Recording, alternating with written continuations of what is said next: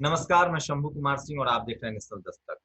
किसी भी देश में मीडिया की क्या भूमिका होती है? क्या उसे सच को छुपाया जा सकता है? और आज के दौर में ऐसा हमेशा होता रहा है। आज के दौर में जिस तरह से सोशल मीडिया है, वहाँ से खबरें आ जाती है, लेकिन कम्युनिकेशन पर जो होल्ड है, कब्ज़ा है, वो कैसे काम करता है और दुनिया के किन-किन देशों में इस तरह की स्थिति है? मेरे साथ शीतल पी सिंह हैं, सीनियर पत्रकार रहे हैं और नए टेक्नोलॉजी को भी बहुत बेहतर तरीके से समझते हैं। अखबार में इन्होंने और मैगज़ीन में काम भी किया है और सोशल मीडिया पर सत्य हिंदी चलाते हैं। डिजिटल मीडिया का बड़ा प्लेटफ़ॉर्म है, जहाँ आपको स्टोरी भी मिलेगी, यूट्यूब पर वीडियो भी मिलेगा और फेसबुक पर मिलेगा। तो दोनों का जो तारतम्य है, सो इन्होंने अखबार, टेलीविज़न को भी देखा है, सोशल मीडिया को भी देख रहे हैं और उसका क्या इम्पैक्ट होता है, क्या देश की जनता को लंबे समय तक इससे बहकाया जा सकता है? किसी पार्टी के लिए कितना बड़ा हथियार है, इन्हीं सब मुद्दों को समझने की कोशिश करेंगे। सर, नेशनल दस्तक पर एक बार फिर से स्वागत है सर। नमस्कार। सर, ये जो मन की बात कार्यक्रम है जिसमें प्रधानमंत्री बहुत सारी कहानियाँ सुनाते हैं बचपन की और तमाम जो एकदम अच्छा लगता है जैसे हम लोग जो मनो मतलब बच्चे की कहानियाँ पढ़ते हैं, गिल्ली डंडा और कांचा खेली और ये सब। क्या इन सब चीज़ों से भारत के तमाम लोग जो रेडियो की पहुँच में, टीवी की पहुँच में, मीडिया को कैसे सरकार अपने पक्ष में इस्तेमाल कर सकती है और उससे किस तरह का फ़ायदा और किस तरह का खतरा है? देखिए, मीडिया का काम जो मैं समझता हूँ, वो ये है कि वो जनता को, लोगों को सूचनाओं से एम्पावर करे। उन तक सूचनाएँ पहुँचाए, सूचनाएँ छुपाए, सूचनाएँ गढ़े नहीं। लेकिन सरकारों का हक और उनकी इच्छा ये रहती है कि मीडिया ये काम न करके उनकी गलतियों को छुपाए, उनके लिए झूठ गढ़े, उनके लिए उसके जिनसे उसको राजनीति में खतरा है, उनका नुकसान करे, वगैरह वगैरह। ये सब सरकारें चाहती हैं। दुर्भाग्य से इस समय राष्ट्रीय मीडिया जो है, वो यही कर रहा है। वो जनता से सूचनाएं छुपा रहा है और जनता को गलत बातें बता रहा है सरकार के पक्ष में, सरकार का प्रचार कर रहा है, एक नेता को महिमा मंडित करके उसके आकार से बहुत बड़ा आकार बनाने की कोशिश करता है और उसके खिलाफ अगर कोई बात कहीं होती है, चाहे जनता में होती हो या विपक्षी दलों में होती हो, तो उनको निशाने पे लेता है, उनको डिस्क्रेडिट करता है। मीडिया इस समय ये कर रहा है। तो एक तरह से आप कह सकते हैं कि जनता के खिलाफ एक शत्रु भाव मीडिया अपना लेके हाजिर है। ऐसा मीडिया कभी नहीं था जैसा मीडिया आज है।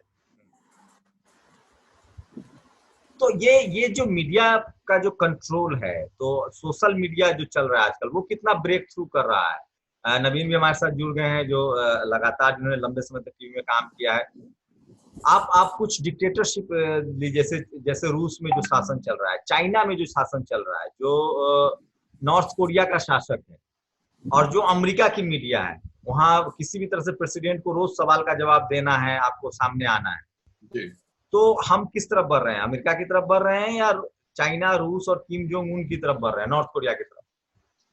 नहीं, अब सारी दुनिया जो है वो एक ही तरफ बढ़ रही है। ये लोग तो घोषित तौर पर, जो रूस और चीन है, रूस बीच में उसने थोड़ा ड्रामा किया था, लेकिन चीन खासकर, चीन तो एक अपने को कहता है कि वो सर्वहारा की तानाशाही वाला देश है।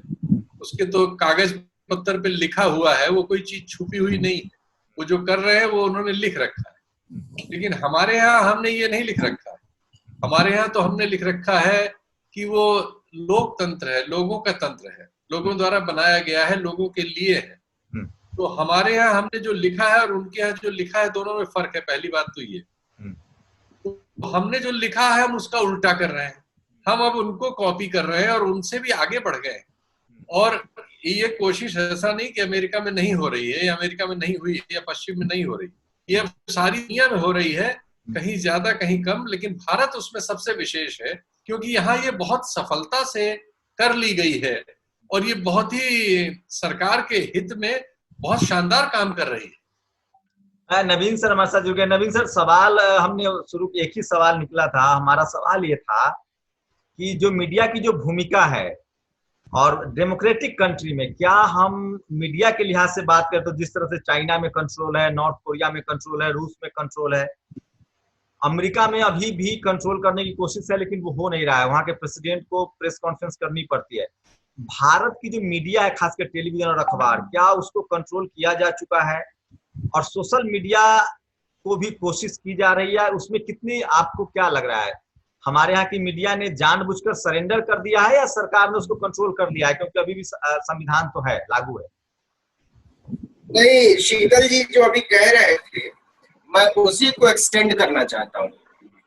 वो कह रहे थे कि अमेरिका में भी हो रहा है और दूसरे देशों में भी हो रहा है, फ्रांस में देख ही रहे हैं, जर्मनी में भी देख ही रहे हैं। दरअसल मीडिया कोई टापू पर खड़ी हुई चीज नहीं है, है ना, वो एक जागरूक समाज का एक्सटेंशन है। तो मीडिया जब आप उसको अलग कहीं खांचे में रख के देखेंगे ना तो हमेशा गलतफहमी में रहेंगे। आपको लगेगा कि मीडिया कोई सैक्रोसेंट चीज है और वो समाज से कटी हुई कोई चीज है, उसको समाज से कोई लेना देना नहीं होना चाहिए, उसको अपने आदर्शों पर चलते रहना चाहिए। यह होता नहीं है, ये संभव भी नहीं है। अब रही बात कंट्रोल की, तो कंट्रोल, मीडिया के कंट्रोल से ज्यादा मुझे तो लगता है कि समाज के दिमाग पर कंट्रोल किया जा रहा है। जो पढ़ा लिखा तबका है उस आप देखिए, उसकी भाषा देखिए।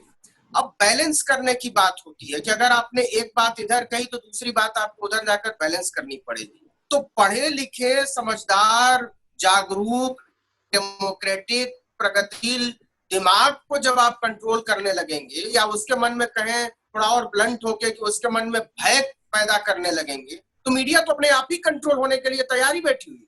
उसके लिए आपको कुछ करने की जरूरत नहीं है। तब मीडिया को ये बहुत सहूलियत मिल जाती है ये कहने की कि लोग ऐसे ही सोचते हैं। तो मीडिया तो ये कह रहा है ना कि समाज ही ऐसा है और हम समाज के मीडिया हैं, तो हमको ऐसा होना पड़ेगा, क्योंकि हम समाज से कट के एग्जिस्ट नहीं कर सकते हैं। इस चीज को समझे बगैर हम मीडिया की भूमिका, समाज की भूमिका, राजनीति की भूमिका और उसमें सत्ता और विपक्ष की भूमिका को समझ नहीं पाए। शीतल सर, क्या लग रहा है, ये जो पत्रकारिता है इस देश में, जो तमाम पत्रकार हैं, तमाम मीडिया हाउसेस है, वो, ये इंदिरा गांधी की सरकार थी, इमरजेंसी में भी मीडिया में कुछ ऐसे लोग थे जो बगावती थे, लेकिन आज आप देखिए तो टेलीविजन और अखबार में कहीं से कोई सुर नहीं ऊपर रहा है। सोशल मीडिया को अगर आप छोड़ दीजिए, वो तो फेसबुक पोस्ट लिखने पर गिरफ्तारी हुई थी, इसकी क्या वजह मान रहे हैं? सिर्फ ये गोदी मीडिया कहा जाए इसे, या एक वैचारिक सहमति है सरकार के साथ? जो सरकार अभी चल रही है, चाहे मायावती हो, मुलायम हो, उसके साथ वो वैचारिक सहमति नहीं होती है जाति की वजह से या आइडियोलॉजी की वजह से। इस सरकार के साथ जो मीडिया में लोग हैं, जो मीडिया हाउसेस के मालिक हैं, उनकी वैचारिक सहमति है, आइडियोलॉजिकल साठगांठ है? देखिए, वो जो आपकी बात है वो ठीक है, वो हमारा जो पैकेज है सोच समझ का, उसमें वो भी चीज एक बहुत बहुत बड़ा मुद्दा है, इसमें कोई शक नहीं कि उसका भी असर है। लेकिन जो असली बात है वो बात ये है कि मीडिया इसी दौर का, इस तंत्र का एक ऊर्जा है। तो ये दौर और तंत्र जिस तरफ चल रहा है, चलाया जा रहा है, जो उसको चलाने वाले लोग हैं, जो नियामक हैं, क्योंकि आर्थिक संकट है दुनिया में, उस संकट को हल करने का निदान है नहीं जो भी समाज चल रहा है इसको चलाने वाले लोगों के पास, या वो हल नहीं करना चाहते। हल जिस तरह से करना चाहते हैं उससे ऐसा ही हल निकलता है जैसा निकल रहा है। ज्यादातर कैपिटल जो है वो इकट्ठा हो रही है बहुत थोड़े से लोगों के हाथ में, बहुत से ज्यादा लोगों से छीनी जा रही है। इस छीना झपटी में चीजें बिगड़ रही हैं और उसका असर समाज पे भी हो रहा है। वैसे में समाज को कंट्रोल करने के लिए वो सच तो बताएंगे नहीं, वो ये ऐसा सबसे मिलेंगे, कुछ झूठ बताएंगे, अल्टरनेटिव पेश करेंगे जो झूठा होगा निश्चित तौर पर, क्योंकि सच तो आप बता नहीं रहे हैं। सच तो ये है कि इसके पास भी जो कुछ है सबसे छीन के कुछ लोगों के पास इतना हो जाए कि जितने पूरी दुनिया जितने में हो उतना 10 लोगों के पास हो जाए। ये विधि चल रही है सारी दुनिया में, पूरी मतलब मोटा मोटी समझ में। इसको माइक्रो लेवल पे ले जाएंगे तो बहुत इसके शब्द आ जाएंगे, भाष्य आ जाएंगे, किताबें आ जाएंगी, मोटा मोटी ये। तो उसको करने के लिए ये सब टूल है, मीडिया भी एक टूल है। उससे जो काम अब इस परिस्थिति में उनको लग रहा है कि लेना चाहिए वो ले रहे हैं और मीडिया उस काम को कर रहा है। हमारे देश में वो थोड़ा सा एक सामाजिक विन्यास में वो बात भी है जो आप पूछना चाह रहे हैं या कहना चाह रहे हैं, वो भी है। उसका एक बहुत बड़ा रोल है, उसके रोल से इनकार किया ही नहीं जा सकता क्योंकि वो सच्चाई है। और उसमें मीडिया में उसने भी अपना बहुत बड़ा रोल प्ले कर दिया है, और संगठित और खतरनाक और तकलीफदेह स्वरूप उसका बन के आ गया है। और उससे जो बहुमत जनता है वो आसानी से उत्पीड़न का शिकार बनाई जा रही है। एक वो भी मुद्दा है। ठीक कह रहे हैं आप। ये जो नवीन सर, क्या लगता है आपको, ऐसे में क्या विकल्प बचता है लोगों के पास? जो लोग, जो जानकारी है, जब जानकारी ही रोक दी जाएगी तो क्या हम इसको डेमोक्रेसी के खत्म की तरफ मान सकते हैं कि डेमोक्रेसी खत्म हो जाएगी? और जैसे जैसे चाइना में सिर्फ सिन्हुआ रेडियो, सिन्हुआ टेलीविजन है, उनकी एजेंसी है। जैसे भी PTI, press trust of India का मामला आया, उसमें जैसे अमेरिका में रूस, चाइना में राजदूत का उन्होंने इंटरव्यू किया, चाइना के भारतीय राजदूत का, उसमें एक खबर आती है। उसके बाद अब कहा जा रहा है कि हो सकता है प्रेस ट्रस्ट ऑफ इंडिया को भेज दिया जाए और ANI। तो ये करने के बाद क्या डेमोक्रेसी, जो लोकतंत्र है, उसकी अंतिम सांसें मान ली जाए कि अगर मीडिया, मुझे लगता है मीडिया के बगैर डेमोक्रेसी की कल्पना नहीं की जा सकती। नहीं, ये कुछ ज्यादा सिंप्लीफिकेशन हो जाएगा कि चूंकि एक कंट्रोल्ड मीडिया खड़ा करने की कोशिश की जा रही है तो इससे डेमोक्रेसी खत्म हो जाएगी। मुझे नहीं लगता कि पूरी दुनिया में डेमोक्रेसी कहीं खत्म होने वाली होगा, केवल इतना कि इससे रेजिस्टेंस पैदा होगा और उसको होना ही पड़ेगा। अब ये जिम्मेदारी भी मीडिया के एक तबके की होगी।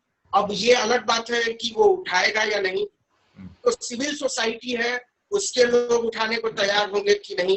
किसान पूरी दुनिया में जो है ना, क्रांतियां मजदूर करते हैं, किसान करते हैं, गरीब लोग करते हैं, पिछड़े लोग करते हैं। आपने कभी सुना है कि प्रोफेसर क्रांति हुई है? आपने कभी सुना है कि डॉक्टर क्रांति हुई है? आपने कभी सुना है इंजीनियर क्रांति हुई है?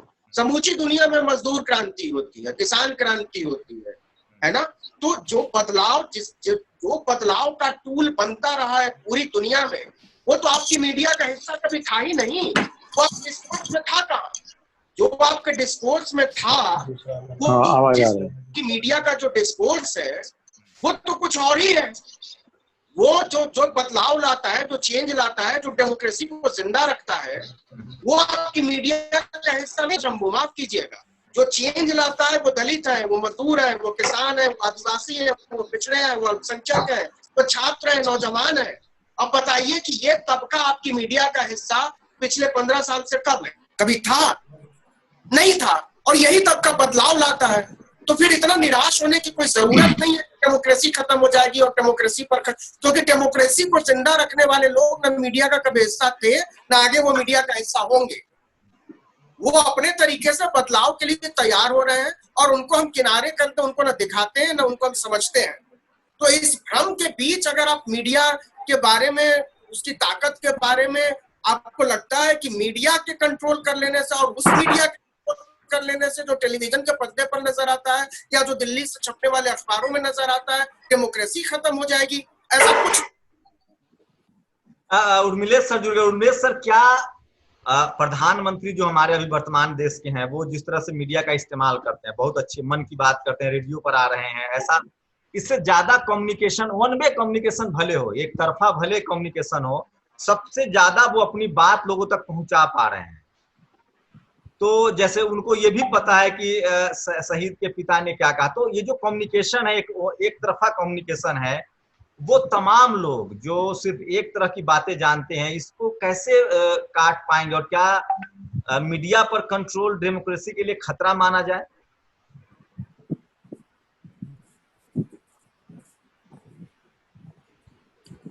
नहीं, एक तरफा कम्युनिकेशन का क्या मतलब समझ नहीं पाया मैं, क्योंकि जो अपने देश में जो सत्ता संरचना है और उसके जो शीर्ष पर लोग बैठे हैं, उन्होंने किया क्या है कि पहले जो शासकीय जो एजेंसी, जो गवर्नमेंटल एजेंसीज हैं, उनके द्वारा जो संचालित मीडिया था, जैसे दूरदर्शन है या बहुत कुछ अखबार हैं, मैगजीन है, पहले उस पर केवल उनका कंट्रोल था।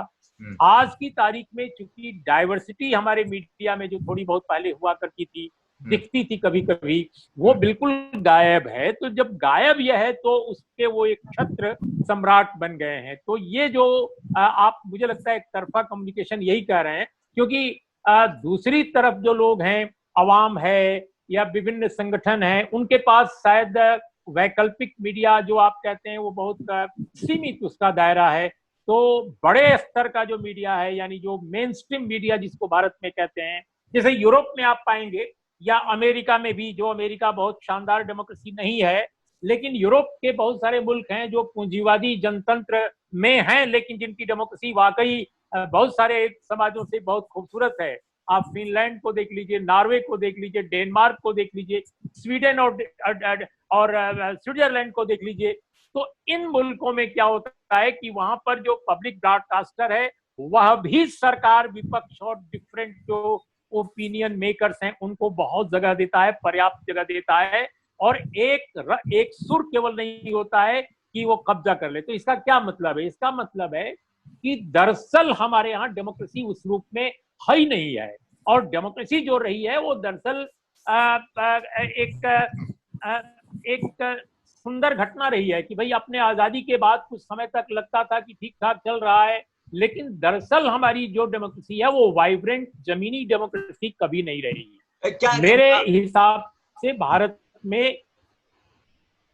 जी, और मैं शीतल सर क्या लग रहा है, दोनों लोग की बात सुने तो भारत की जो मीडिया है उसको कहा नहीं गया सरेंडर करने के लिए। इन्होंने जातीय वजह से या धार्मिक आस्था की वजह से, डाइवर्सिटी चूंकि नहीं, चूंकि मुसलमान कोई संपादक नहीं है, दलित नहीं है, पिछड़ा नहीं है, आदिवासी नहीं है, तो इन्होंने सरेंडर कर दिया है। सरकार का बहुत दबाव नहीं है, क्योंकि आपकी रूट बहुत गहरी है, डाइवर्सिटी है, बहुत तरह के देश है। तो मीडिया पर चूंकि हम लोग आज बात कर रहे हैं, तो क्या ये सिर्फ धार्मिक वजहों से और जातीय वजह से मीडिया ने सरेंडर कर दिया है? अगर कल मुलायम सिंह यादव, मायावती या उर्मिलेश प्रधानमंत्री हो जाए तो फिर इनके खिलाफ बातचीत होने लगेगी मीडिया? नहीं, सॉरी शंभू, मैं संक्षेप में अपनी बात कहूं।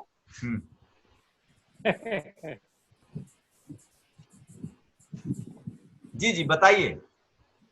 नहीं, संक्षेप में अगर मैं 2 लाइन में अपनी बात कहूं तो सरेंडर, मीडिया ने सरेंडर नहीं किया है। मीडिया जो है सत्ता संरचना का हिस्सा बन गया है। और आप जो कह रहे हैं कि मीडिया में ऐसी बात नहीं है, वो मीडिया ने स्वयं सरेंडर करना है, बिल्कुल ऐसा नहीं है। मीडिया को दरअसल ऐसा बना लिया गया है।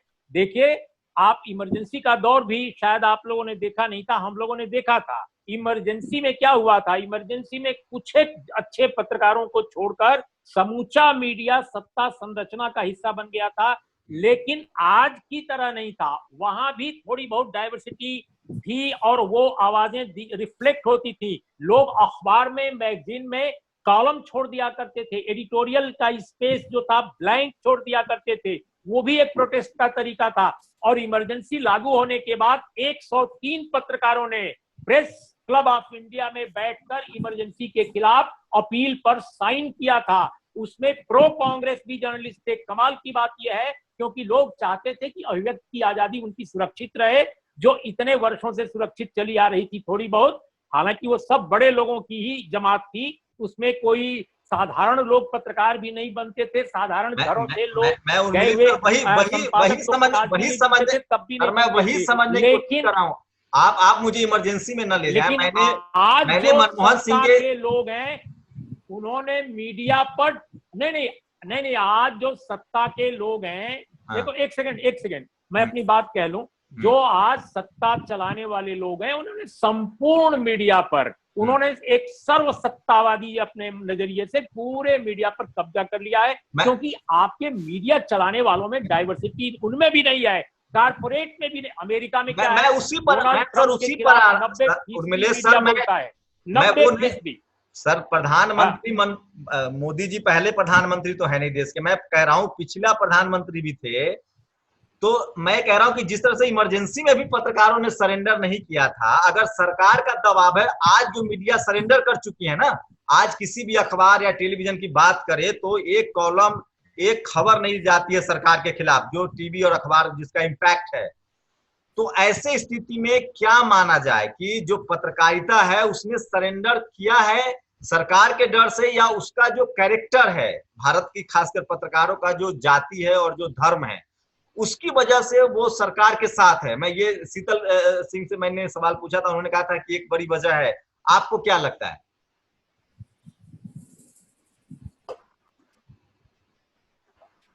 आज तो कहीं से कोई विरोध के शोर नहीं उठे हैं ना। आज तो पिछले 6 साल में एक सवाल बताइए जो प्रधानमंत्री से पूछा गया हो, किसी पत्रकार ने पूछा हो। शायद उर्मिलेश सर का। नवीन सर, सेम सवाल, क्या ये जो सरेंडर है पत्रकारों का, वो उसी जाति और मजहबी जो उनका कंस्ट्रक्शन है, उनका जो जातीय कनेक्शन है, उनका जो मजहबी आस्था है, उस वजह से या सरकार के दबाव की वजह से है? नहीं, सरकारें अपने तरीके से मीडिया को रेगुलेट करने की कोशिश हमेशा ही करती रही है। ये कोई पहली बार नहीं हो रहा है, ये हमेशा ही से होता रहा है। कम ज्यादा की बात हम कर सकते हैं कि अभी ज्यादा है या पहले ज्यादा था, अभी कम है या पहले कम था, वो एक अलग मुद्दा है। लेकिन मीडिया अपने आप में, मैंने पहले भी कहा था कि कोई पवित्र चीज है जिस पर कोई सवाल कभी नहीं रहा हो, ऐसा कभी नहीं हुआ है ना। तो जिस मीडिया की बात अभी हम कर रहे हैं ना, वो उस मीडिया में डाइवर्सिटी नाम की चीज कभी नहीं थी। आज कम से कम उस डाइवर्सिटी के लिए हम असर्ट तो कर रहे हैं, पहले असर्ट भी नहीं करते थे, है ना। ये एक अलग मसला है। लेकिन रही बात दबाव, डाइवर्सिटी ना होने के कारण मीडिया के दबाव में आने की, वो कुछ ज्यादा सिंप्लीफिकेशन हो जाएगा। इसके लिए हमको फिर समझना पड़ेगा कि मीडिया को कंट्रोल कौन लोग करते हैं और उनके अपने हित क्या है और उनका डाइवर्सिटी से क्या लेना देना हो सकता है। तो जो लोग मीडिया को कंट्रोल करते हैं, आप उनका स्ट्रक्चर और ढांचा देख लीजिए, उससे समझ में आ जाएगा कि वो मीडिया को वैसे ही चलाते हैं जैसे सत्तू, आटा, तेल या बिस्कुट बेचने वाली एक कंपनी चलाती है। उनके लिए मीडिया, बताइए कि दिल्ली का सबसे बड़ा अखबार या देश का ही दूसरा सबसे बड़ा अखबार हम कह लें टाइम्स ऑफ इंडिया, उसमें लिखा होता है मेड इन इंडिया, और आपके साबुन पर भी लिखा होता है मेड इन इंडिया। मतलब उनके लिए प्रोडक्ट में कोई अंतर नहीं है, वो एक प्रोडक्ट है। तो जब चीज प्रोडक्ट हो जाती है तो प्रोडक्ट में आप डेमोक्रेसी खोज क्यों रहे हैं? विरोध तो उस दिन करना था ना जिस दिन आपने ऐसा करना शुरू किया था। और इस देश की जनता को भी जिम्मेदारी लेनी पड़ेगी। उसको अगर कोई डेमोक्रेटिक मीडिया चाहिए तो उसको डेमोक्रेसी के पक्ष में भी झंडा उठाना पड़ेगा। वो बाइज्जत बरी नहीं हो सकती है, उसके ऊपर भी कुछ सवाल है। फिर ये सवाल दूसरी तरफ जाएगा कि जनता सवाल क्यों नहीं उठा रही है, क्योंकि फिर विपक्ष के नेताओं का जो एक काम होता था लोगों को एजुकेट करना पॉलिटिकल एजेंडा को लेकर, वो काम उन्होंने छोड़ दिया। आज से 10-15 साल पहले आप इमेजिन नहीं कर सकते थे जब लालू यादव होते थे, आप इमेजिन नहीं कर सकते थे जब कांशीराम होते थे, आप इमेजिन नहीं कर सकते थे जब महाराष्ट्र में दलित आंदोलन बहुत अच्छे शेप में था। तो क्यों नहीं कर सकते थे? इसलिए नहीं कर सकते थे कि इन नेताओं ने जिम्मेदारी ली थी जनता को एजुकेट करने का। अगर एक कास्टिस्ट स्ट्रक्चर से बाहर निकलकर हमको पॉलिटिकली यहां तक लोग लेकर आए हैं तो जाहिर सी बात है इसके पीछे पॉलिटिकल एजुकेशन है। उसी पॉलिटिकल एजुकेशन की वजह से मीडिया स्वतंत्र बना रहा कुछ हद तक। आज वो पॉलिटिकल एजुकेशन की जिम्मेदारी लेने वाला कोई है नहीं।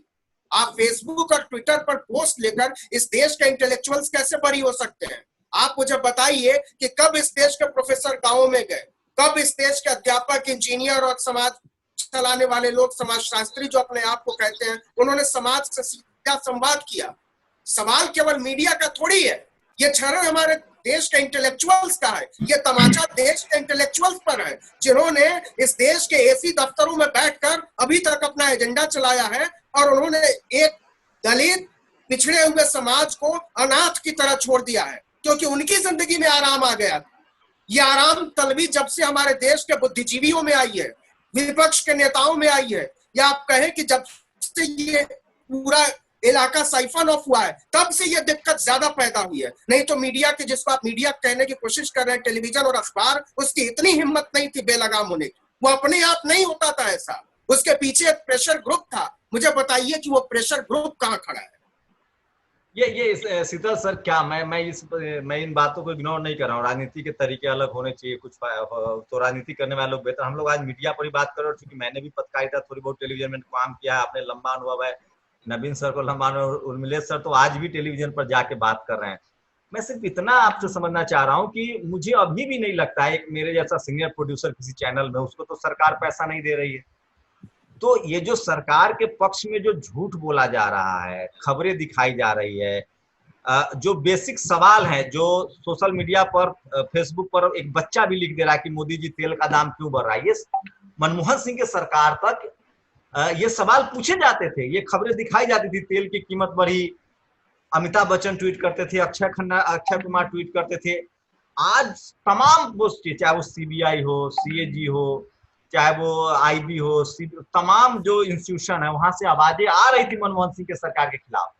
क्या अभी जो सरकार चल रही है वो एकदम से साफ क्लीन चल रही है, दूध के धुला हुआ है, या इन तमाम जो आवाजें थी, जो अलग अलग बॉडीज थी, चाहे वो सूचना आयुक्त हो, चाहे वो सीएजी हो, चाहे वो तमाम इंस्टीट्यूशन हो, कॉलेज यूनिवर्सिटी से सोशल साइंटिस्ट लोग सवाल उठाते थे, तमाम लोगों ने लेख लिखते थे, ये सब जो बंद हो गई है या सरकार के पक्ष में आवाजें आ रही है, क्योंकि ये सारे के सारे मैसिव सवर्ण समाज के लोग हैं, जनरल कैटेगरी के लोग हैं, तो ये लोग क्या जो रिलीजियस कारण है उसकी वजह से और जो जातीय कारण है उसकी वजह से, आरएसएस की आइडियोलॉजी की वजह से सरकार से सहमत हैं, क्योंकि कहीं से कोई आवाज आ नहीं रही है। मैं आपको बता रहा था जब हम लोग इसको कार्यक्रम से पहले हमारी बात हो रही थी, मैंने बताया कि देखिए ये मतलब जो दौर होता है उसके कुछ अपने टूल होते हैं, उन टूलों में परिष्करण होता रहता है, उनका सुधार होता रहता है, इंप्रूवमेंट होता रहता है। तो लोगों को नियंत्रित रखने में, लोगों के दिमाग पर कब्जा रखने के जो टूल्स हैं उनमें अब बहुत विकास हो चुका है। नियंत्रण का काम एक हद तक मुलायम सिंह जी ने भी किया। मैंने मायावती जी का आपको बताया था कि उनके जमाने में बहुत बहुत अच्छा नियंत्रण था, लेकिन उनमें से सब मोदी जी के नियंत्रण के सामने अब बिल्कुल उसका कोई मतलब ही नहीं। मोदी जी गुजरात में वो करते थे, लेकिन वो उसके आगे बढ़ गए उन टूल्स को लेके। अब वो पूरा एक एक चीज पर नियंत्रित कर रहे हैं, एक एक खबर पर, एक एक सूचना पर नियंत्रण कर रहे हैं। हम लोगों ने टीवी देखा है, टीवी का वो दौर जब लालू यादव जंगल राज है, मायावती पहाड़ की पत्थर की मूर्तियां लगवा रही हैं, वो तो मैं खुद इंडिया टीवी में बैठ के दर्जनों खबर चलाता था, जबकि सबसे लंबा वो उससे बेहतर टूल लेके आ गए हैं। अब इस तरह के काम करने वाली एजेंसियां हैं जो ये सब मॉनिटर करती हैं। उन्होंने अपने दल में भी ऐसी एक बहुत बड़ी एजेंसी पैदा कर ली है। उनके पास 12-14 लाख पेड अनपेड कार्यकर्ता हैं जो 24 घंटे यही काम कर रहे हैं। वो लगातार, कोई उर्मिलेश जी लिख दें तो उनको गाली देने के लिए उनके पास 10,000 आदमी हैं, कोई आप लिख दें, मैं लिख दूं, कोई कर दे तो उसको पीछा करने, डराने, वो एक लंबा काम कर रहे हैं, एक एक चीज मॉनिटर कर रहे हैं। पीटीआई ने अगर चाइनीज एम्बेसडर का इंटरव्यू ले लिया तो तुरंत प्रसार भारती से धमकी उसको चली आई कि हम तुमसे अपना रिश्ता तोड़ लेंगे, तो तुम्हें मतलब फाइनेंशियल क्राइसिस में डाल देंगे। ये सब काम वो कर रहे हैं, बहुत ही बड़े पैमाने पर कर रहे हैं, जो पहले छोटे पैमाने पर दूसरों ने किया था। वो उनका आकार बहुत बड़ा है और उसका अधिकार और प्रभाव क्षेत्र बहुत बड़ा है, और उनकी सफलता भी सामान्य है। हम सारे लोग उस सफलता से उसका तोड़ ढूंढ पाने में असफल है। तो वो चीज लगातार अपने टूल्स को, हर मिस्त्री, एक छोटा दुकानदार, एक छोटा व्यापारी भी जो उसका अपना काम का धंधा होता है उसमें इंप्रूवमेंट लाता रहता है, अगर उसे सरवाइव करना है तो उसी तरह से कैपिटलिज्म भी अपने टूल्स हैं उसके, ये सब औजार हैं, इनको लगातार उसमें गुणवत्ता बढ़ा रहा है। लेकिन उसके प्रतिकार में समाज में जो उसकी मतलब जो डायलेक्टिक्स है, जो समाज से होना चाहिए, वो अभी हमारे आपके सामने होता हुआ नजर नहीं आ रहा है। इसलिए हम आप सब बेचैन हैं, क्योंकि वो तो हो नहीं रहा है।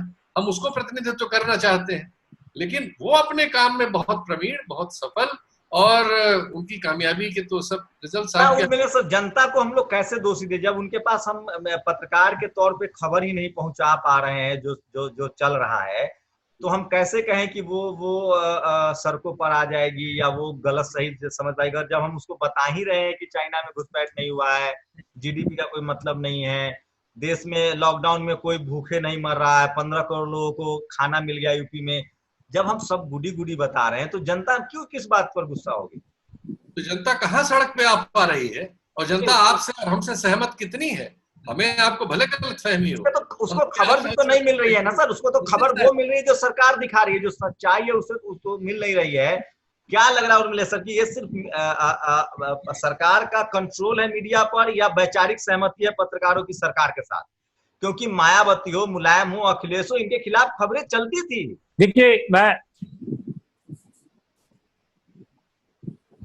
देखिए ऐसा है कि आप लोग जो बोल रहे हैं तो मैं कुछ लोगों की बात सुन पा रहा हूं, कुछ की बिल्कुल सुन नहीं पा रहा हूं। तो मैं इस पूरी डायलॉग प्रोसेस में जो चीजें उभर के आ रही हैं उन पर मैं समझ ही नहीं पा रहा हूं कि कौन क्या बोल रहा है। लेकिन अभी शीतल जी की एक बात मैंने सुनी और मुझे सही वो लगती है, कन्विंसिंग है, कि जो आज सिनारियो है वो पहले से थोड़ा अलग है। और वो इस मामले में अलग है कि देखिए भारत में जो मीडिया और डेमोक्रेसी के रिश्ते हैं उनको जब तक आप नहीं समझेंगे तब तक मोदी जी के कार्यकाल की जो उनकी जो कामयाबी है उसको आप समझ नहीं पाएंगे। वो क्या है, हमारे यहाँ जब संविधान बना तो उसके बाद जो देश चला डेमोक्रेटिक वैल्यूज और पैटर्न पर, वो लिहाज, मर्यादा और कागज पर लिखी कुछ चीजों, और जो नेता उस समय सरकार में थे वो चूंकि देश प्रदेश को जानते थे तो उनके अपने सब्जेक्टिव एफर्ट के बल पर ये देश थोड़े समय तक डेमोक्रेटिक ढंग से चला, democratic with in the court, क्योंकि उस समय भी डेमोक्रेसी को डिरेल करने वाले कार्यक्रम चलते रहे शासक वर्ग के। कश्मीर से लेकर के और केरल तक मैं नाम गिना सकता हूं, लेकिन वो संक्षेप में चूंकि बात कहनी है इसलिए, क्योंकि आप जानते हैं कि 1953 में ही शेख मोहम्मद अब्दुल्ला की सरकार को डिसमिस ही नहीं किया गया था, उनको गिरफ्तार कर लिया गया था। इसके बाद फिर ईएमएस नंबूदिरीपाद की इलेक्टेड गवर्नमेंट को केरल में डिसमिस कर दिया गया था, सिर्फ लैंड रिफॉर्म्स और एजुकेशनल रिफॉर्म्स 2 बिल के कारण, सिर्फ 2 बिल के कारण, और सारा जो था वो झूठ था। तो ऐसा नहीं कि हमारी डेमोक्रेसी आजादी के बाद और संविधान लागू होने के बाद बहुत शानदार चल पड़ी थी, लेकिन फिर भी कारोबार में, कामकाज में एक लिहाज था, मर्यादा थी और कुछ परंपराओं का पालन किया जा रहा था। लेकिन हम डेमोक्रेसी तभी बन सकते थे जब हमारी डेमोक्रेसी कागज से उतरकर जमीन पर आवे। और जमीन पर वो कैसे आती? सिर्फ भारत की आजादी की लड़ाई के दरमियान और कॉन्स्टिट्यूएंट असेंबली में एक ही आदमी डेमोक्रेसी और मीडिया के इन जो जिस कॉन्टेक्स्ट पर आज आप बोल रहे हैं उसमें सबसे रिलेवेंट जो बात इस आदमी ने की थी वो थे doctor B R Ambedkar. Doctor B R Ambedkar ने 25 नवंबर 1949 को जो कॉन्स्टिट्यूएंट असेंबली में जो भाषण दिया था, लंबा भाषण था, वो मेरी नजर में नेहरू जी के लाल किले के प्राचीर के पहले भाषण से ज्यादा ऐतिहासिक रूप से बहुत महत्वपूर्ण भाषण है भारत में डेमोक्रेसी के फ्यूचर को लेकर। और वो क्या कहा था उसमें 2 लाइनें मैं केवल बोलूंगा। उन्होंने कहा था कि भारत में एक आदमी और एक वोट का सिद्धांत 26 जनवरी 1950 से लागू हो जाएगा। हम डेमोक्रेसी बन जाएंगे कागज पर, लेकिन हमारे संविधान से समाज और जमीन पर डेमोक्रेसी तब उतरेगी जब सामाजिक और आर्थिक जो असमानता है उसको हम दूर करेंगे या कम से कम न्यूनतम करेंगे। अगर हम नहीं करेंगे तो ये डेमोक्रेसी सुरक्षित नहीं रहेगी, इसको आने वाली पीढ़ियां ध्वस्त करने में जुटेंगी। ये अंबेडकर साहब ने कहा था। तो आप अगर देखिए तो 1950 से लेकर और बहुत वर्षों तक जो कुछ चलता रहा, मिसेस गांधी ने जब इमरजेंसी लागू की थी उस समय उनको प्रचंड बहुमत था, और सिर्फ सत्ता को बचाने के लिए, अपने को पावर में बने रहने के लिए। नहीं उर्मिला सर, मैं एक सेकंड रोकूंगा। मैं आप जो सारी बातें बता रहे हैं ये जानकारी उस समय के अखबारों से या मीडिया की वजह से आपको मिली, पढ़ने लिखने की वजह से? मैं उस पर नहीं जा रहा हूँ। इस देश में सरकारें कैसे नहीं,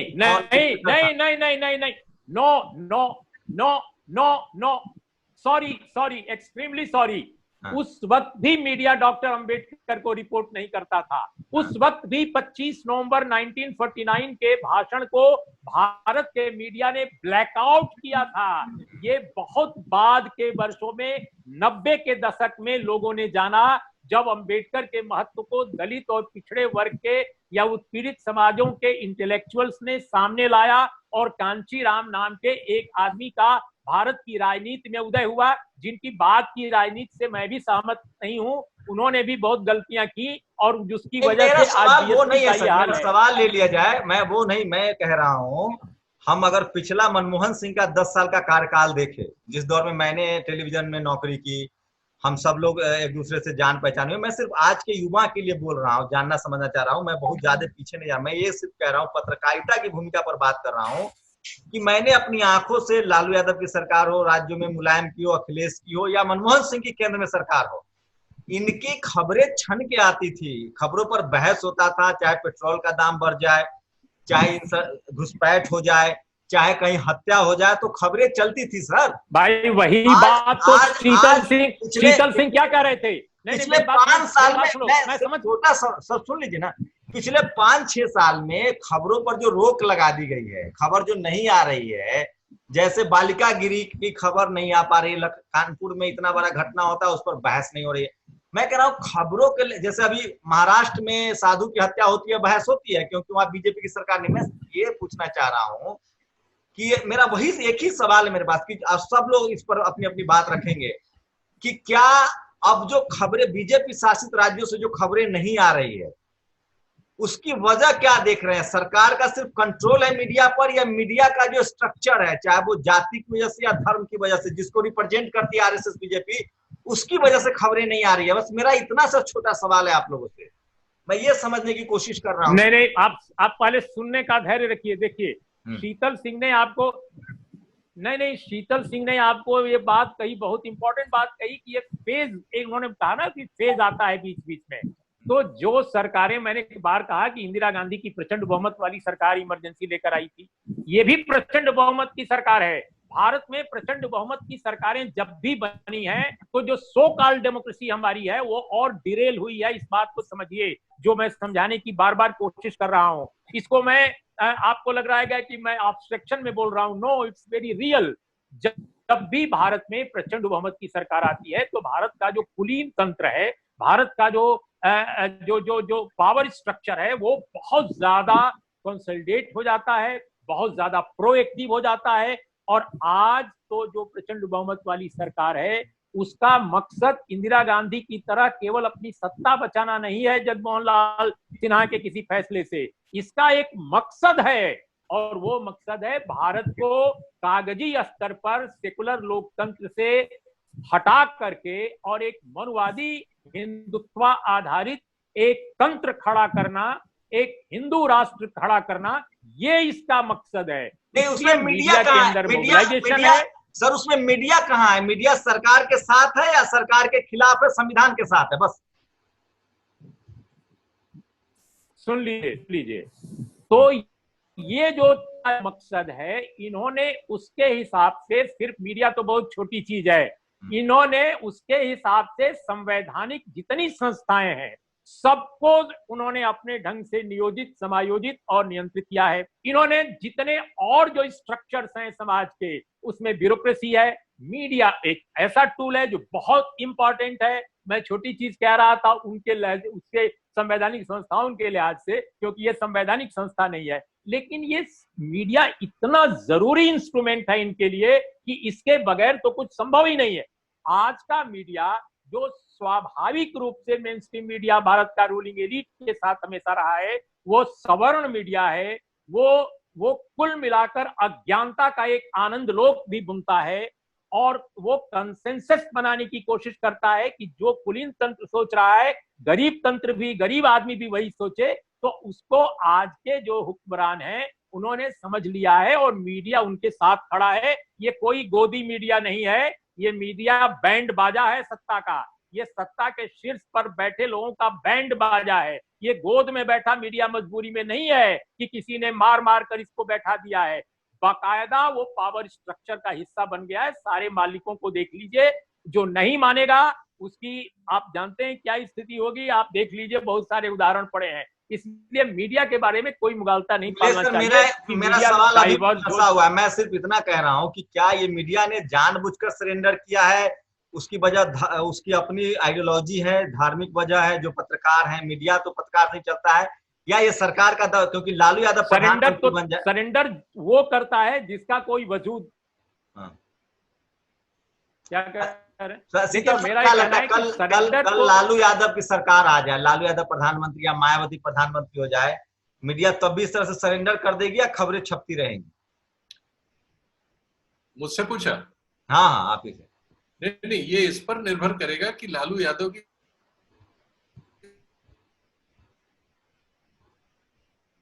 सरकार के अलावा और क्या क्या इसके साथ यहाँ ये एक सरकार ही नहीं आई है जो मोदी जी की सरकार है, वो पूरा एक पैकेज है। उसके आर्थिक कुछ पैकेज है, उस आर्थिक तंत्र को बचाए रखने के लिए उनके टूल्स हैं कुछ, जो मीडिया और दूसरी जगह एम्प्लॉय उन्होंने किए हैं। अगर लालू यादव जी आएंगे और वो टूल्स उनके पास नहीं होंगे तो वो मारे जाएंगे, और वो टूल्स उनके पास होंगे तो हो सकता है वो इनसे भी ज्यादा यशस्वी राज चला ले। लेकिन लालू यादव से जो कहने का आपका मतलब है, वो मतलब नहीं पूरा वो कर सकते, क्योंकि वो उसका प्रतिनिधित्व करते हुए आ ही नहीं सकते। कोई मुसलमान प्रधानमंत्री हो जाए फिर भी मीडिया उसके पक्ष में इसी तरह से आडंबर रखती रहेगी। उसका 4 घंटे का बिल्कुल कर सकती है, सब्जेक्ट टू कि मुसलमान भी उसी पैकेज में आए।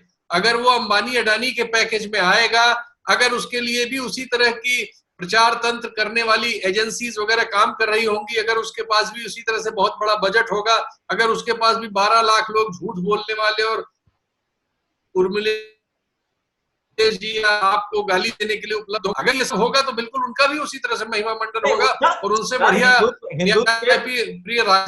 सर हिंदुत्व के बड़े चेहरा बाल ठाकरे, उनके बेटा उद्धव ठाकरे की महाराष्ट्र में सरकार चल रही, मीडिया पर सबसे ज्यादा नकेल भी उन्होंने कसने की कोशिश की और अब तक पर केस दर्ज हुआ महाराष्ट्र में, फिर भी वो नहीं मैनेज कर पा रहे। तो क्या ये आरएसएस की वैचारिक सहमति है पत्रकारों की जाति और मजहब की वजह से मैनेज नहीं कर पा रहे कि सामने जिस धारा के वो है उस धारा का बहुत बड़ा पर्वताकार टूल दिल्ली में बैठा हुआ है, देश में बैठा हुआ है, तो वो उन हितों का उस तरह से प्रतिनिधित्व कर ही नहीं रहे हैं इस समय। जिन हितों का प्रतिनिधित्व कर रहे उनसे बहुत बड़ी पावर यहाँ बैठी हुई है। मतलब कौन सा हित सर जो मोदी जी कौन से वो आपको क्वालिटी दिखता है जिसकी वजह से मीडिया उनके सामने नतमस्तक है या उनका गुणगान? कैपिटल वो तो एक ही बिल्कुल सरल है, उसमें कोई बहुत भटकाव की जरूरत ही नहीं है।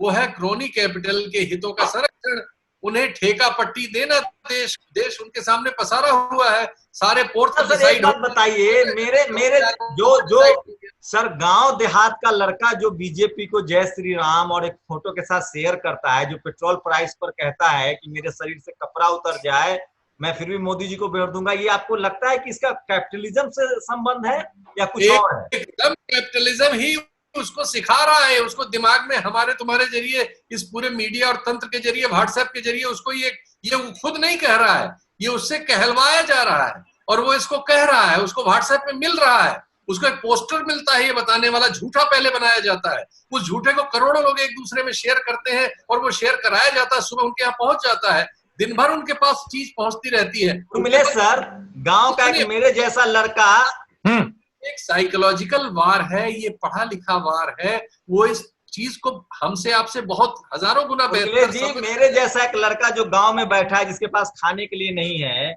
क्या वो कैपिटलिज्म की वजह से लिखता है कि मोदी जी हमारे तन पर कपड़ा उतार ले फिर भी हम उनको वोट देंगे, या उसकी वजह धर्म है और जाति है? वो आपकी तरह बैठा है, उसके हाथ में एक टूल है, वो टूल है फोन, उस फोन में व्हाट्सएप है, उर्मिलेश जी क्या लग रहा है जैसे एक लड़का जो मैं अमूमन आज मैं मन की बात देखता हूं तो मैं सरनेम देखता हूं, जितने सरनेम है जो जनरल कैटेगरी के लोग हैं या जो खासकर जो सनातन धर्म को मानने वाले लोग हैं, उनके दिमाग में सब कैपिटलिज्म भर रहा है या जाति की वजह से या और मजहबी वजह से ये वो प्रधानमंत्री जी के साथ? बीजेपी को सबसे ज्यादा फायदा किससे हो रहा है? जो पत्रकार है उनकी भी एक जाति और मजहब है, जिसके घर में खाने के लिए नहीं है, क्या वो कैसे लिखता होगा कि हम मोदी जी कपड़ा उतार ले उसके बाद भी हम मोदी जी को वोट देंगे? इसकी वजह क्या है, जाति या धर्म या कैपिटलिज्म? नहीं देखिए, हाँ देखिए ऐसा है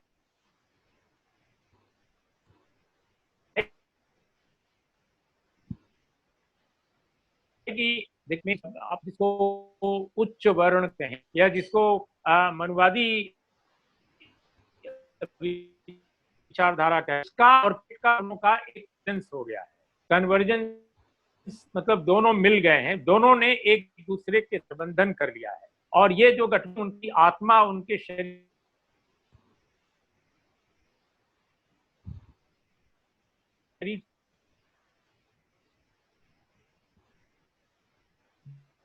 दोनों का है। तो मैंने हर टूल्स को उन्होंने इस क्षेत्र में दौड़ा दिया है और लगा दिया है। इसीलिए बहुजन और दलित वगैरह जो जितने नेताओं का आप नाम अभी ले रहे थे वो सब बेकार और निरर्थक हो गए हैं, वो लाचार हो गए हैं। वो हाल के चुनाव में देखिए कैसे उन्होंने बीजेपी के सामने सरेंडर किया, कंप्रोमाइजेस की, और अभी आने वाले चुनाव में भी वो बकायदे सरेंडर करके ही चुनाव लड़ेंगे अंदर से। तो कुल मिलाकर एक बृहत्तर योजना है, ये बहुत बृहत्तर योजना है जिसमें देश विदेश तमाम इन्वॉल्व हैं। और उसमें जो आप पूछ रहे हैं बार बार कि मीडिया अपने से कर रहा है कि कराया जा रहा है, मीडिया उसका हिस्सा बन चुका है। मैं बार बार कह रहा हूं कि ये सरेंडर नहीं है, ये उसका हिस्सेदारी बन गई है, ये कन्वर्ज हो गया है, ये एक दूसरे के साथ संश्रय हो गया है। ये अलायंस भी मत कहिए, इसको कन्वर्जेंस कहिए। जैसे चीनी और पानी मिल जाते हैं, जैसे दूध और पानी मिल जाते हैं, ये वो चीज है। ये जनता दल और क्या नाम है लोक दल का गठबंधन नहीं है कि रहेंगे और जाएंगे, पहली बात। दूसरी बात जो आप कह रहे हैं कि एक दलित वर्ग को ओबीसी का बच्चा भी ऐसा क्यों बोलता है कि पेट्रोल का भाव बढ़े, हम कुछ भी हो जाए हम तो उनके साथ हैं। इसलिए बोलता है कि भारत में जितने ओबीसी दलित और इस तरह के लोग हैं जो बेरोजगार हैं, बेकार हैं या पढ़े लिखे हैं, सबको इस सोच से इन मूल्यों से लैस करने की कोशिश की जा रही है। आपको आश्चर्य होगा कि बहुत सारे दुनिया के देशों में, जर्मनी है, इटली है, जब हालात विश्व युद्ध के बाद के अगर देखिए आप जिस तरह के थे, उसमें बहुत साधारण घरों के लोग अपने विरुद्ध जो सरकारें थी, जो उन्हीं के खिलाफ थी, उन्हीं के साथ खड़े थे। तो भारत में भी जो दलित है, जो ओबीसी है, जो गरीब है, वो भी उन सरकारों का साथ देता है जो अदानी के साथ, अंबानी के साथ या अमेरिका के साथ या दुनिया के तमाम बड़े कारपोरेट हैं उनके इंटरेस्ट के साथ उनका साथ देती हैं सरकारें। ये उनके सिनेमा वो दिखाएगा, तमाम हीरो हीरोइन वो बोलेंगे, तमाम चैनल वो बोलेंगे, व्हाट्सएप यूनिवर्सिटी वो बोलेगी, और जितने टूल्स हैं सब एक भाषा में एक तरह की बात बोलेंगे। आप क्या करेंगे? आपको देशद्रोही बता देंगे, आपको पागल करार देंगे, और कोई चीज अगर निकल जाएगी तो वो खोज कर लोगों को बता देंगे। तो कहने का मतलब कि आपके पास वैकल्पिक जो एक शक्ति होनी चाहिए उसका पूरी तरह क्षरण हो चुका है। एक बड़ा बिल्डअप जब तक नहीं होगा वैकल्पिक शक्तियों का, तब तक यही हालात होंगे। देखिए अभी बेहतरीन इंटेलेक्चुअल्स को जेल भेजा गया है, आप ये समझ लीजिए। और आप सोचिए अंबेडकर का जब मनाया जा रहा था अभी हाल में समारोह जब हो रहे थे, उसी दौरान अंबेडकर के एक रिश्तेदार, अंबेडकर साहब के रिश्तेदारी में ही एक सज्जन को जेल भेज दिया गया, आनंद तेल तुमड़े को। और दलित वर्ग में भी कोई रिएक्शन खास नहीं हुआ, सिवाय महाराष्ट्र में 2-4 जगहों पर लोग नाराज हुए क्योंकि कोरोना का दौर था। तो इस दौर में जितने बेहतरीन किस्म के लोग हैं उनको खलनायक मीडिया बना देगा, और जितने खलनायक हैं उनको नायक बना देगा। और मीडिया को ये कहने की जरूरत नहीं है, मीडिया का ये एजेंडा हो गया है, कोई निर्देशित नहीं करेगा। मेरा वही सवाल निर्देशित करेगा भी तो मेरा आखिरी सवाल है, और वो वही सवाल है कि मीडिया में मीडिया जो दिखा रही है, इसलिए मैं पॉलिटिकल जा ही नहीं चाहता, मैं सिर्फ मीडिया के कैरेक्टर पर बात कर रहा था। हमने जो पत्रकारिता पढ़ी, हमें बताया गया कि जो छुपाया जाए वो खबर है, जो दिखाया जाए वो प्रचार है। जो सरकार आपको आके कहती है कि ये काम हमने किया, वो खबर नहीं है। ये सब सुनिए, ये सब Indian institute of medical science में, क्या नाम है, Indian institute of mass communication के क्लासरूम की बातें हैं। इसका मीडिया के मौजूदा धरातल से कोई रिश्ता नहीं है। नहीं रिश्ता है सर, मैं बता रहा हूँ सर। मेरी एक सवाल तो जाए, अगर सरकार अभी सरकार है, एक आदिवासी मुख्यमंत्री है वहाँ झारखंड में, वहां खबरें आती हैं। आज भी खबर आई है कि वहां 2 महीने से राशन नहीं बटा है। एक ओबीसी का मुख्यमंत्री है छत्तीसगढ़ में, वहां से खबरें आती है। यहाँ तक कि बीजेपी, कांग्रेस और शिवसेना की सरकार है महाराष्ट्र से, वहां से खबरें आती है। मैं सिर्फ ये कह रहा था सर, मेरा सवाल सिर्फ इतना है कि बीजेपी शासित राज्य हो या मोदी जी की सरकार हो, खबरें लालू यादव के खिलाफ हमने जंगल राज की खबर देखी है, मायावती के पत्थर की मूर्ति बूथ बनवाते हुए पैसों की बर्बादी की खबर देखी है, मैंने खुद चलाई है। मैं सिर्फ ये समझना चाह रहा हूँ, ये आखिरी सवाल, कि क्या प्रधान बीजेपी की जो सरकार है, चाहे वो राज्यों में हो या केंद्र में हो, उसके खिलाफ जो खबरें नहीं आती है, जो कि घटनाएं हो रही है, जैसे यूपी में अभी सबसे ज्यादा जातीय हिंसा हो रही है, लेकिन आप खबर वहां की नहीं देखेंगे टेलीविजन अखबार पर। मैं पूछना चाह रहा हूँ कि ये सिर्फ सरकार के डर की वजह से हो रहा है, या जो कास्ट सुपरमेसी है, जो अपर कास्ट के लोग मीडिया में बैठे हुए हैं, उनकी वैचारिक सहमति है इस सरकार के साथ, उस विचारधारा के साथ, इसलिए खबरें नहीं आ रही है? क्योंकि मीडिया नहीं, मैं आपको पहले ही इसका पहले ही जवाब दे चुका हूं कि ये कन्वर्जेंस है। ये हिंदुत्व जो फोर्सेज हैं, जो मनवादी हिंदुत्व है और जो कारपोरेट है, इनका कन्वर्जेंस है। ये कन्वर्ज कर चुके हैं दोनों, मतलब दोनों चीजें काम कर रही है। शीतल साहब, सिर्फ मैं इसका जवाब है, सिर्फ पैसा पहले ही जवाब है। शीतल सर जी, सिर्फ पैसे का मामला है या जो हिंदुत्व का मामला है वो भी है? नहीं, देखिए, पैसे का आधार, बेस स्ट्रक्चर पैसा है। उसको प्राप्त करने के लिए ये सब टूल्स हैं। हिंदुत्व भी एक टूल्स है। जाति, जो हमारे यहाँ जाति का विभाजन है, उसका इस्तेमाल करना भी एक टूल है। ये यहाँ जहाँ जात नहीं होती वहां रंग होता है, वहां रंग नहीं होता तो वहां कुछ नागरिकताएं होती हैं, राष्ट्रीयताएं होती हैं, क्षेत्रीयताएं होती हैं। ये बहुत सारी चीजें हैं जिनमें से किसी को भी इस्तेमाल किया जा सकता है। ये इस्तेमाल होने के लिए आधार पर ऊपर सुपर स्ट्रक्चर बन जाती है, लेकिन बेस स्ट्रक्चर जो है वो कैपिटल ही है। असली चीज है कि संसाधनों की लूट, इसके जमाने में हम बड़े पैमाने पे लूट कर सकते हैं। तो इस समय संसाधनों की लूट इस तरह हो रही है, इतनी तेज हो रही है, उसको अगर आप अनदेखी करके सिर्फ जाति पर बात करेंगे तो वो बात वहां नहीं पहुंचेगी।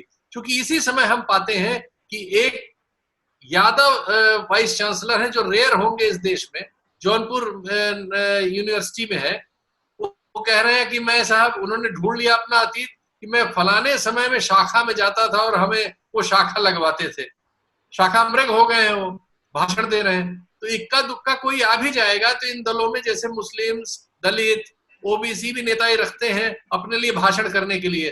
वो राष्ट्र की व्याख्या आपके हिसाब से करने लगेगा, समाज की व्याख्या आपके हिसाब से करने लगेगा। वो आपको वो करेगा। हमें पत्रकारिता पर सवाल, ये पत्रकार सिर्फ पैसे की वजह से सरकार में भी या जाति मजहब की वजह से? जब पत्रकारिता एज ए इंस्टीट्यूशन इस सिस्टम, ये तो हल्का सवाल है। हाँ, तो ये पत्रकारिता इस सिस्टम का पार्ट है। पत्रकारिता एक औजार है, उसको वही काम करना है जो काम इस समय उनके अनुकूल है। इस गलतफहमी में हम आप पड़े रहे तो उसका कोई इलाज नहीं है। उसमें जाति उसको सहारा देगी, जाति उसके वाइस चांसलर हो या कोई नेता हो जो जिस पार्टी में रहेगा, जिसने वाइस चांसलर बनाया, वो उसके पक्ष में बात करेगा। ये कोई यूनिक बात नहीं है। उर्मिला जी कह रहे हैं छोटा सवाल है, मैं सहमत हूँ। मैं सिर्फ ये पूछ रहा हूँ कि हम पत्रकार, एज ए जर्नलिस्ट, हमारी जिम्मेदारी थी कि हमको सिर्फ सच दिखाना है। जैसे कोई टीचर है तो उसका काम है पढ़ाना। अरे ये इस नारे के साथ कौन पत्रकारिता में आता है भाई? पत्रकारिता में आदमी आता है, रिश्ता ढूंढता है, जाति ढूंढता है, कहीं से फोन कराता है, तनख्वाह तय करता है, ये चीजें होती हैं। ये जो आप बता रहे हैं, ये आदर्श वाक्यों से कोई नौकरी पे आता है? कोई किसी को नौकरी इस पर मिलती है? ये भाई बहुत हवाई बातें कर, ये जो आप लोग पत्रकार बने थे खबर दिखाने के लिए, या आप लोग पत्रकार बने थे मतलब सत्ता के सेटिंग के लिए? नहीं, पत्रकार बनने का तरीका तो सबके लिए वही है। उसमें बने हम, ये झूठ बोले अपने साथ कि हम आदर्शवादी थे और झंडा लिख रखा था हमने कि इनकलाब करने के लिए पत्रकार बन रहे, ऐसा नहीं होता। शुरुआत में तो तमाम इसी तरह के सबके कारक होते हैं जिंदगी में। कुछ भी पाने के लिए सिस्टम में लोगों से परिचय होना चाहिए, कुछ आपके पास नॉलेज तो खैर होनी ही चाहिए, जो भी है कुछ आपको विशेष करके दिखाना होता है, तब आप जाके कहीं नौकरी पाते हैं। वो तो उसमें कोई बहुत परिवर्तन उस समय से इस समय नहीं हुआ, और विद्रूप चीजें हो गई हैं, ये जरूर है। लेकिन ऐसा कहीं नहीं था कि किसी ने हमको इसलिए नौकरी दे दी थी कि वो हमसे, हम ये कहते हुए आए थे कि हम क्रांति करने जा रहे हैं और वो चाहता था कि ये क्रांति करें। ऐसा कभी नहीं था। एक नौकरी थी, नौकरी करने आए थे। लेकिन आप अगर किसी विचारधारा से या विचार से, सर मैं टीचर की नौकरी कर रहा हूँ सर, तो मैं स्कूल में जाके शराब थोड़ी ना पीऊंगा सर। अगर मैं पत्रकारिता की नौकरी कर रहा हूँ तो मैं तो खबर लिखूंगा ना। सत्ता के खिलाफ जो खबरें हैं, जो आम आदमी के खिलाफ है, जो देश के खिलाफ है, वो तो खबरें लिखूंगा ना सर। अरे भाई आप लिखेंगे, लेकिन आपसे जो लिखवाएगा वो तय करेगा कि आप क्या लिखेंगे, कि आप अपने मन से लिख लेंगे। तब तो जब पत्रकार ही जिस देश, तब तो रवीश सही कहता है कि जिस देश का पत्रकार ही डरपोक हो वो देश ही डरपोक होगा।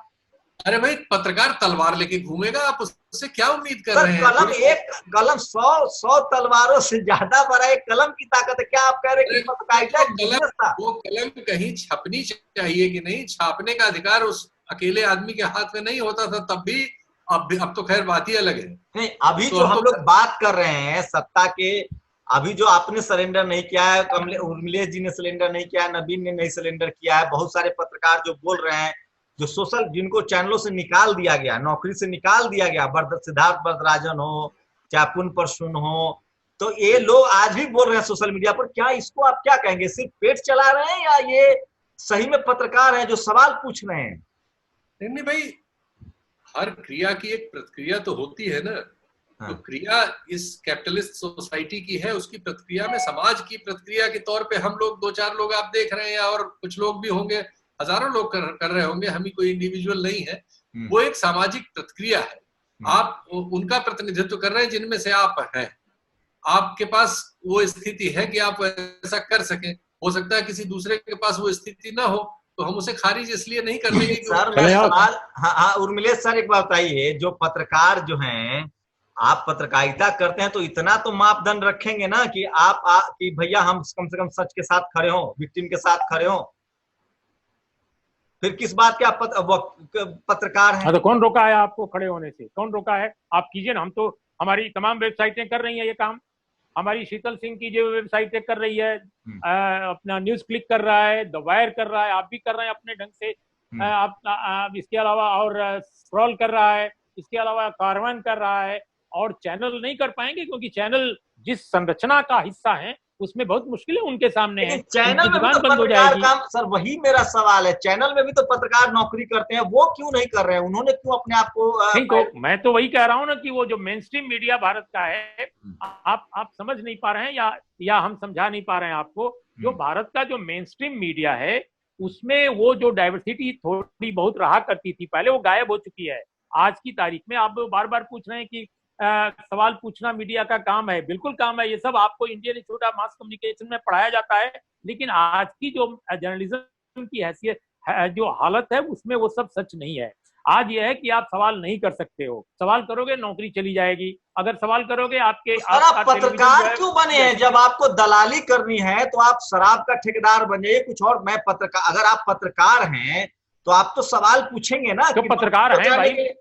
अरे भाई, भारत में आप बात नहीं समझ रहे हैं। भारत में पत्रकारिता आज भी की जा रही है। पत्रकार सवाल पूछ रहे हैं, पत्रकार का धर्म निभा रहे हैं। आप देख लीजिए, मैं तो इतने नाम लिया वेबसाइटों का, इतने चैनलों का, अरे इतने सारे आपको कारवन से लेकर के स्क्रॉल तक हर जगह अच्छा काम कर रहे हैं लोग। अभी मैंने देखा कि एक महिला पत्रकार अभी उनको FIR हो गया। आप गौरी लंकेश की तो हत्या हो गई थी कर्नाटक में, एक अच्छी पत्रकारिता करने के नाते। और बहुत सारे लोग हैं इस देश में, न जाने कितने बेहतर पत्रकार हैं, लेकिन संस्थागत पत्रकारिता भारत में वो पूरी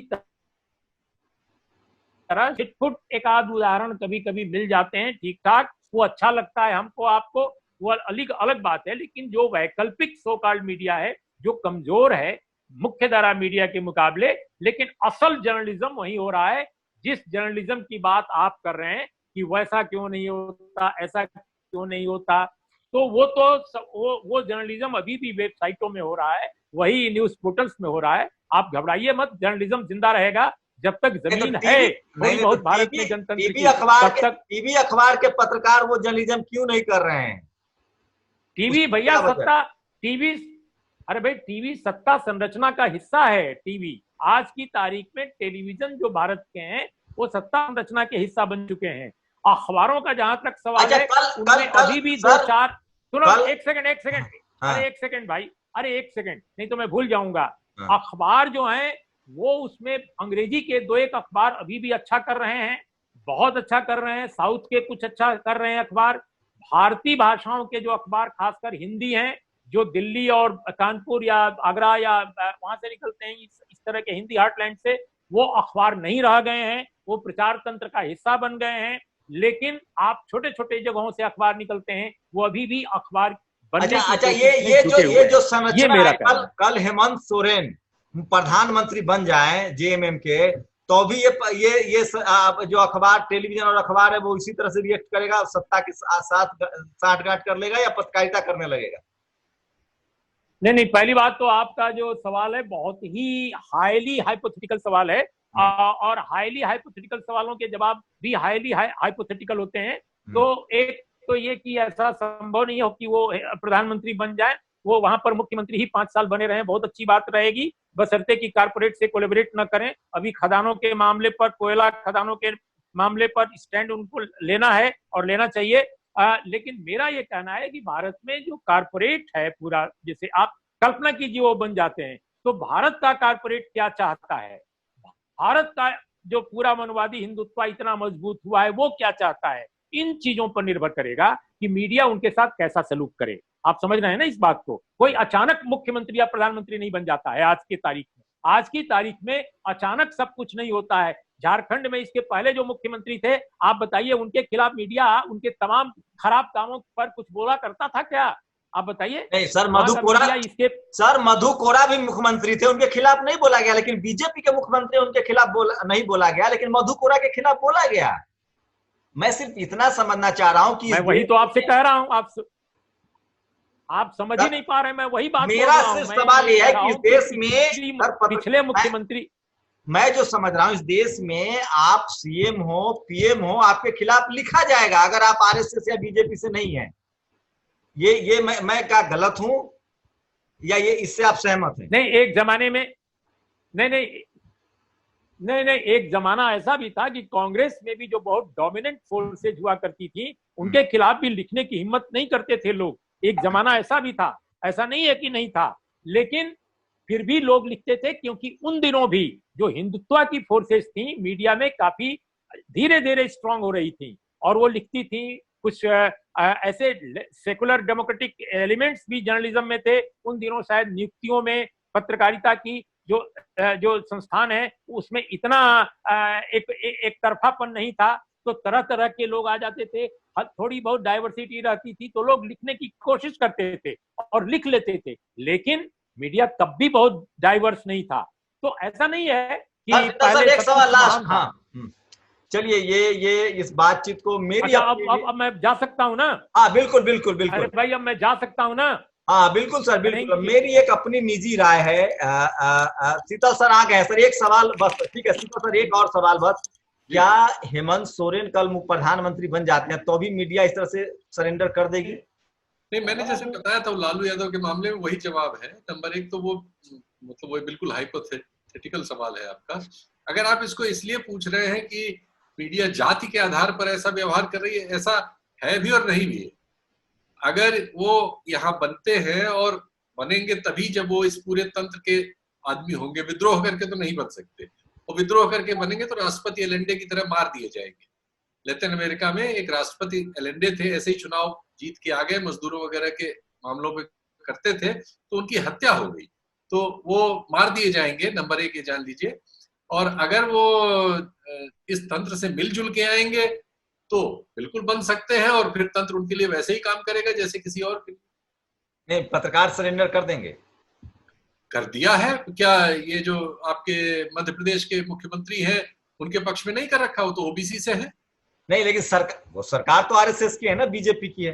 नहीं तो वही बात है, वो आरएसएस। आपको क्या लगता है बीजेपी आरएसएस के सामने कांग्रेस कभी सरेंडर, 60 साल वाली कांग्रेस इतना सरेंडर करवा पाई थी कभी मीडिया को? नहीं, घुटने टेकवा पाई थी ना? इतना इसलिए नहीं करवा पाई थी कि इसके पहले जब ये जमाना इस तरह से आया है, इतने टूल्स जब डेवलप हो गए हैं लोगों पे कंट्रोल करने के, तब कांग्रेस कभी इतने बहुमत में आई नहीं।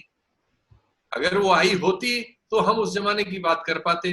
अब जब मोदी जी इस समय सत्ता में है तो उनके पास वो टूल्स हैं जो उस समय नहीं थे। तब टेलीविजन नहीं था उतना बड़ा, तब सोशल मीडिया इतना बड़ा नहीं था, तब ये व्हाट्सएप और फेसबुक और ये सब कंपनियां इतनी प्रभावशाली नहीं थी। और इसमें अब 2 आदमियों से आप मिला लीजिए तो आप 40-50 करोड़ लोगों पे कंट्रोल करने लगते हैं दिमागी तौर पर। ये सब चीजें सर क्या लग रहा है, जितना ज्यादा उनका मीडिया पर कंट्रोल है, सोशल मीडिया पर उतनी ही ज्यादा उनके खिलाफ बातें हो रही है, तो एक बैलेंस भी बनता दिख रहा है? नहीं, कोई बैलेंस नहीं बन रहा। सारा बैलेंस उनके पक्ष में है। जो भी देखिए, जो भी नए आविष्कार होते हैं दुनिया में वो सब अल्टीमेटली पूंजीवाद की सेवा में खप जाते हैं, वो उनके ही औजारों में बदल जाते हैं। जैसे एक और सवाल, क्या मीडिया की भूमिका सरकार बनाने और हम लोग को, आपको क्या लगता है फाइनली कि जनता को प्रभाव, जनता जो है मीडिया के दबाव में वोट करती है? मीडिया, वो उर्मिलेश जी ने भी ठीक कहा, हम भी वही कह रहे हैं, मीडिया अकेले कुछ नहीं है भाई। मीडिया एक पार्ट है, स्ट्रक्चर है, सोशल स्ट्रक्चर है, जिसके मालिक कैपिटलिस्ट है। मीडिया उनका एक जरा सा एक छोटा सा अंश है। वो चाहते हैं तो 10 कंपनियों में एक शेयर होल्डर हो जाते हैं, वो चाहते हैं तो पूरे मीडिया को एक आदमी खरीद लेता है। इसकी क्या औकात है अलग से? मेरी ये निजी राय है कि इस देश में अगर आप आरएसएस की आइडियोलॉजी से नहीं है, तो जो इस देश में चाहे मीडिया हो, ब्यूरोक्रेसी हो, जुडिशियरी हो या बिजनेस हो, ये जो 5 बड़े पावर टूल्स हैं, उसमें जो कब्जा है जिन लोगों का, उनकी वैचारिक सहमति एक तरह की है, चाहे वो मजहबी वजह हो या जाति वजह हो। भारत में जाति से अलग आप कुछ नहीं सोच सकते हैं, क्योंकि भारत में सबसे बड़ी जो फैक्टर है, सबसे बड़ा जो फैक्टर है वो जाति है। यहाँ शादी ब्याह से लेकर उठना बैठना, खाना पीना, तमाम फैसले जाति के आधार पर लिए जाते हैं। इसलिए राजनीतिक फैसले जो हैं, चाहे वो ब्यूरोक्रेसी हो, मीडिया हो, जुडिशियरी हो, बिजनेस हो, जो पावर स्ट्रक्चर है, जो सरकार हो, वो जाति की वजह से प्रभावित होते हैं। और जो वर्तमान सरकार चल रही है, वो उसके जो समर्थक हैं, उनकी ज्यादातर समर्थकों की ये राय है कि इस देश में मुसलमानों को टाइट रखना है, इस देश में आरक्षण खत्म करना है, इस देश में जाति को कायम रखना है। और इसी आइडियोलॉजी की वजह से जो इस तरह के लोग हैं, जो इन बातों पर भरोसा करते हैं और जिनको संविधान पर भरोसा नहीं है, जिनको डाइवर्सिटी पर भरोसा नहीं है, वो फिलहाल इस देश में सरकार के साथ बने हुए हैं। और उसी का प्रतीक मीडिया है, क्योंकि मीडिया में भी वही लोग हैं, ब्यूरोक्रेसी में वही लोग हैं, जुडिशियरी में वही लोग हैं, और सरकार सब पर चाबुक के ताकत से कंट्रोल नहीं कर पा रही। वो संभव नहीं है भारत जैसे देश में चाबुक चला देना। ये वैचारिक सहमति है सरकार के साथ उन तमाम लोगों की जो इन तमाम संस्थानों में है। रही बात रेस्ट ऑफ लोगों की, तो जो आप एक बात देखेंगे कि जो 2 वजहों से इस सरकार के साथ लोगों का समर्थन है, और वही पत्रकार की भी हुई है। जो लोग वोट कर रहे हैं इनको, वही इनके उसी जाति के लोग पत्रकारिता में भी है, उसी जाति के लोग मीडिया में भी है, यूनिवर्सिटी में है, कॉलेज में है, कैंपसेस में है। तो मेरी एक समझ है कि जाति की वजह से इस सरकार के साथ लोग बने हुए हैं, और जाति की वजह से ही लालू, मुलायम, अखिलेश के खिलाफ ये विरोध होता है। तो जाति एक बड़ा मैटर है, लेकिन आप लोग का फैसला अंतिम फैसला होगा। आप लोग को क्या लगता है कि इस देश में ज्यादातर फैसले जाति के आधार पे होते हैं, जातिवाद के आधार पे होते हैं, मजहब के आधार पे होते हैं, या सही गलत के आधार पे होते हैं? आप लोग की क्या प्रतिक्रिया, अपनी प्रतिक्रिया जरूर दीजिए। फिलहाल मेरी निजी राय है, इस देश में जाति की वजह से आरएसएस के साथ मीडिया जो है, और धार्मिक वजह से, अगर कोई मुसलमान, कोई दलित, कोई पिछड़ा, कोई आदिवासी अगर प्रधानमंत्री बनता है, तो उसको मीडिया का विरोध झेलना पड़ेगा, और तब मीडिया ईमानदार पत्रकारिता करने लगती है। शुक्रिया सर हमसे बात करने के लिए। नेशनल दस्तक की आपसे गुजारिश है कि अगर इसको बचाना चाहते हैं तो नेशनल दस्तक को सब्सक्राइब करने के लिए रेड कलर के सब्सक्राइब बटन को दबाएं, फिर बेल आइकन की घंटी दबाएं। नेशनल दस्तक को बचाने के लिए बहुत जरूरी है कि हर खबर को शेयर करें, लाइक करें, कमेंट जरूर करें।